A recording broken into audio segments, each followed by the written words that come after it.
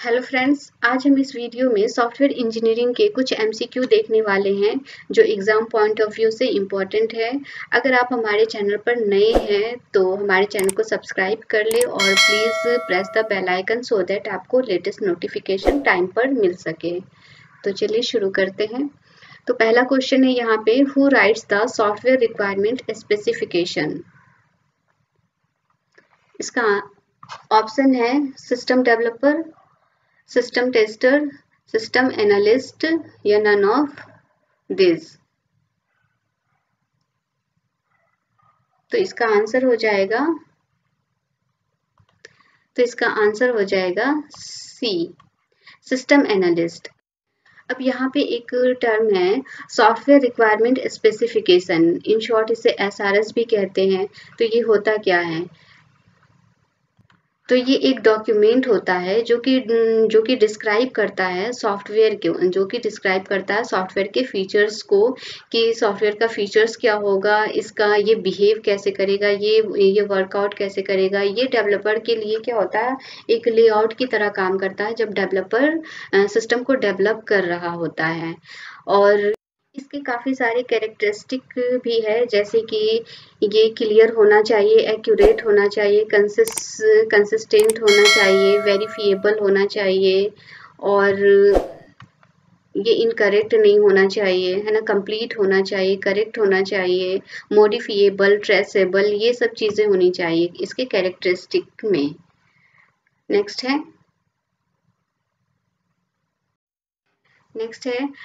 what is the goal of the requirements analysis and specification phase of software development life cycle? First option है understanding the customer requirement and organising them in a informal document, analysing the cost of development, determining scope of the software या none of this above. तो इसका answer हो जाएगा A, understanding the customer requirements and organising them in a informal document. आप customer के requirement को समझेंगे और तभी तो उसको जो है कस्टमर क्या चाह रहा है अपने सॉफ्टवेयर में, उस चीज़ों को डेवलप करेंगे। नेक्स्ट है Which of the following is not a desirable characteristic of SRS document? तो इसका आंसर हो जाएगा बी, एम्बिग्यूअस। इसके जो कैरेक्टरिस्टिक होते हैं उसमें एम्बिग्यूअस नहीं होना चाहिए। एम्बिग्यूअस का मतलब होता है कि जो भी यूजर ने आपको इंफॉर्मेशन दिया अपने सॉफ्टवेयर के बारे में कि उसको क्या चाहिए नहीं चाहिए, वो सारी चीज़ें क्या होनी चाहिए, क्लियर होनी चाहिए। ठीक है, ये चीज़ें नहीं होनी चाहिए, एम्बिग्यूटी नहीं होनी चाहिए उसके इंफॉर्मेशन में।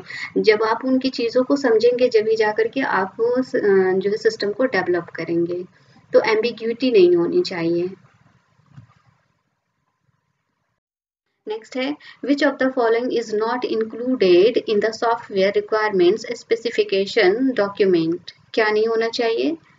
Functional requirements, non functional requirements, goals of implementation, user manual. तो इसका आंसर हो जाएगा यूजर मैनुअल, ये नहीं होना चाहिए। अब functional requirements and non functional requirements क्या होता है? तो functional requirements means what the system should do, है ना। जैसे इसमें हम क्या करते हैं कि जितनी भी चीज़ें हम यूज़र से गैदर करते हैं कि वो अपने सॉफ्टवेयर में क्या चाहता है नहीं चाहता है, उसकी क्या रिक्वायरमेंट्स है, वो सभी को हम फंक्शनल रिक्वायरमेंट्स में जो है कैटेगराइज करके रखते हैं।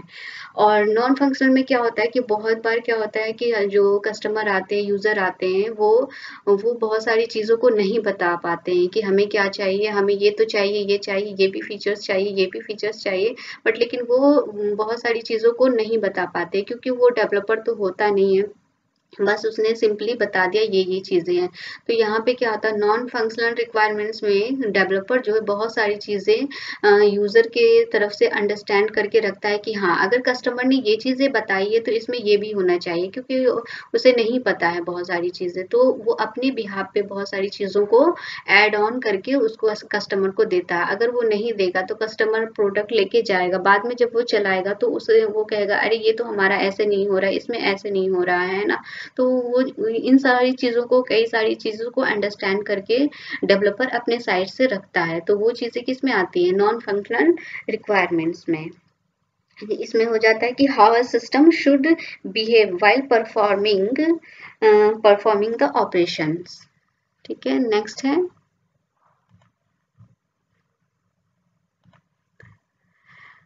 SRS document is called black box specification of system because।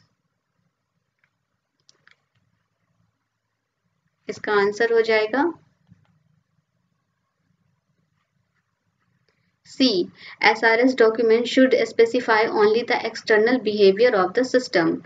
सही है, क्योंकि क्या होता है कि SRS में क्या यूजर से हम जितना भी इंफॉर्मेशन गैदर करके रखते हैं वही तो होता है ना। अब इसको कैसे डेवलप करना है नहीं करना है वो तो डेवलपर जानता है, उसको क्या कोड करना है नहीं करना है। जैसे ब्लैक बॉक्स, ब्लैक यहाँ पे जैसे होती है कि व्हाइट बॉक्स टेस्टिंग होती है, ब्लैक बॉक्स टेस्टिंग होती है। ब्लैक बॉक्स में क्या होता है, फॉर एग्जांपल हमारे पास एक कैलकुलेटर है ना, वो कैलकुलेटर प्लस माइनस ये सब सारी चीजें परफॉर्म कर रहा है, तो हम क्या करते हैं ब्लैक बॉक्स में सिर्फ हम उसके वो क्या काम कर रहा है नहीं कर रहा उन चीजों को हम सिर्फ ऑब्जर्व करते हैं ना, लेकिन वो कैसे काम कर रहा है, उसकी कोडिंग क्या की गई है, ये सब सारा क्या होता है, हिडन होता है, जो कि व्हाइट बॉक्स टेस्टिंग में आ जाती है।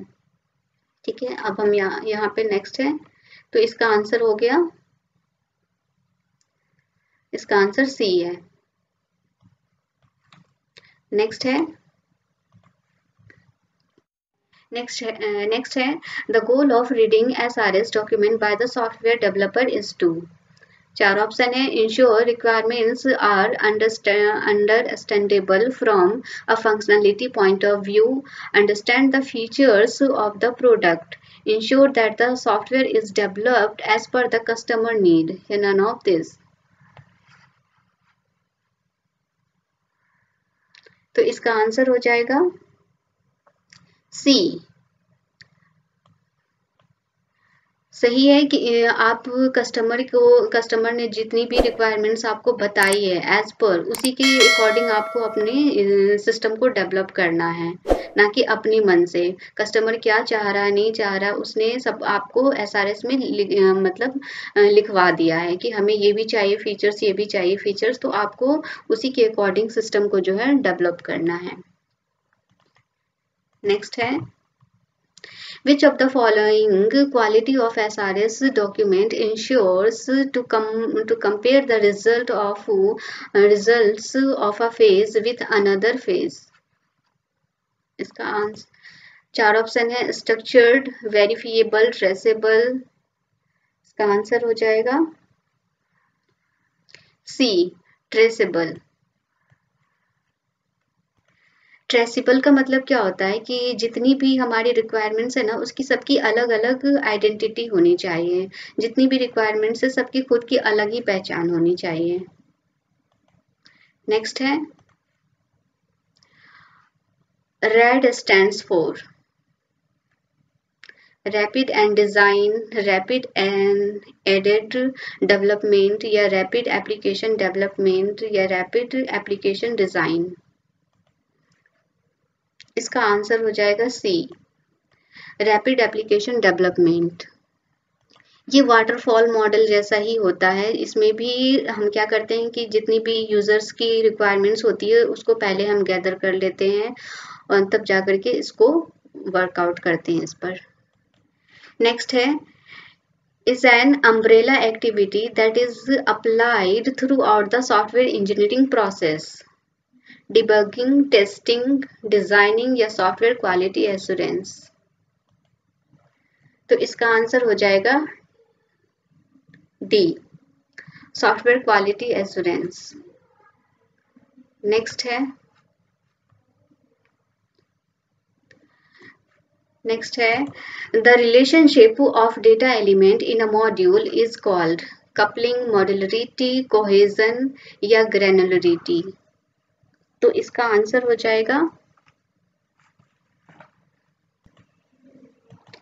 इसका आंसर हो जाएगा सी, cohesion.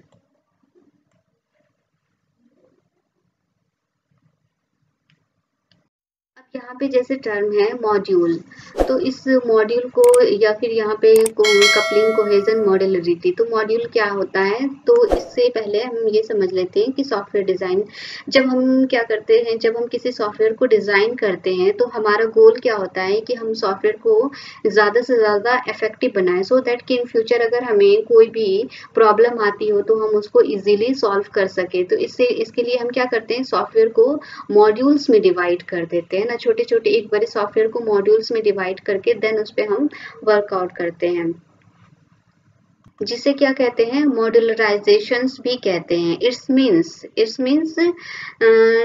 Means technique to divide software into modules. जैसे एक लेट्स सपोज ये सॉफ्टवेयर है ना, ये सॉफ्टवेयर है, इसके अंदर छोटे छोटे बहुत सारे मॉड्यूल्स होंगे जिसकी सबकी अपनी अलग ही जो है फंक्शनैलिटी होगी, है ना। ये सारे मॉड्यूल्स हैं और ये सॉफ्टवेयर है। तो अब यहाँ पे क्या होता है, तो हमारा यहाँ पे मोटिव और ऑब्जेक्टिव क्या हो जाता है कि यहाँ पे कोहेजन जो है ज्यादा होनी चाहिए और कपलिंग कम होनी चाहिए। अब कोहेजन और कपलिंग क्या होता है, कोहेजन और कपलिंग क्या होता है इसको समझ लेते हैं। जैसे ये हमारा यहाँ पे एक मॉड्यूल है, एक मॉड्यूल ये है, एक मॉड्यूल ये है और एक ये है ना।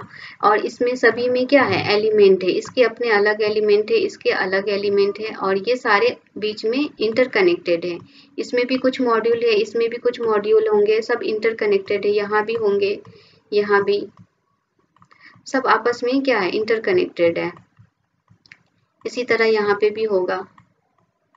तो ये सारे क्या है, इसके एलिमेंट है, ये जितने भी मॉड्यूल है ये, और ये जितने भी मॉड्यूल है ये आपस में इंटरकनेक्टेड है, ये आपस में इंटरकनेक्टेड है। तो होता क्या है कि ये जो एक मॉड्यूल है इसके अंदर जितने भी एलिमेंट्स है ये आपस में इंटरकनेक्टेड है, ये हाई होनी चाहिए, इसकी कनेक्टिविटी जो है स्ट्रांग होनी चाहिए, सब आपस में इंटरकनेक्टेड होना चाहिए, सो दैट्स की मतलब, और फिर इसकी भी जो आपस में हाई होनी चाहिए, सबकी इंटरकनेक्टिविटी हाई होनी चाहिए। लेकिन ये जो हमने ब्लैक से जो नोट आउट किया है यहाँ पे जो लिया है लाइन, ये क्या होना चाहिए, मॉड्यूल टू मॉड्यूल जो लेकिन दूसरे मॉड्यूल के एलिमेंट के साथ जो कनेक्शन क्या होना चाहिए, लो होना चाहिए। तो ये हमारा कपलिंग हो जाता है, यानी इसकी और इसकी जो ये मॉड्यूल 1 है, ये 2 है, तो इसमें क्या होना चाहिए, इन दोनों के एलिमेंट्स के साथ जो है कनेक्टिविटी लो होनी चाहिए, तो ये हमारा कपलिंग हो जाता है। तो कपलिंग किसी भी सॉफ्टवेयर में क्या होनी चाहिए, लो होनी चाहिए और कोहेजन जो हाई होनी चाहिए। कोहेजन क्या कह रहे हैं, कोहेजन जैसे इस मॉड्यूल के अंदर जितने सारे एलिमेंट्स है तो इनकी जो है कनेक्टिविटी क्या होनी चाहिए, हाई होनी चाहिए, तो ये कोहेजन होता है। तो ये हाई होना चाहिए और ये मॉड्यूल टू मॉड्यूल जो एलिमेंट की कनेक्टिविटी होती है वो लो होनी चाहिए। तो आई होप फ्रेंड्स कि आपको समझ में आ गया होगा ये सारे MCQ। तो आप अगर हमारे चैनल पर नए हैं तो चैनल को सब्सक्राइब कर ले, वीडियो को लाइक शेयर कर ले। तो मिलते हैं नेक्स्ट वीडियो में। Thank you.